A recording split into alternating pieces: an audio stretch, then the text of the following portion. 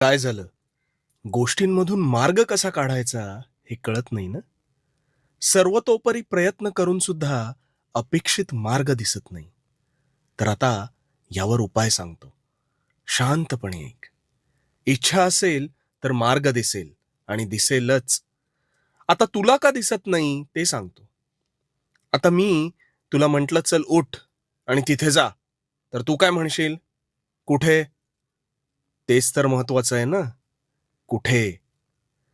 कुठे जायचं हे कळल्याशिवाय कसं जायचं हे आपण ठरवू शकत नाही.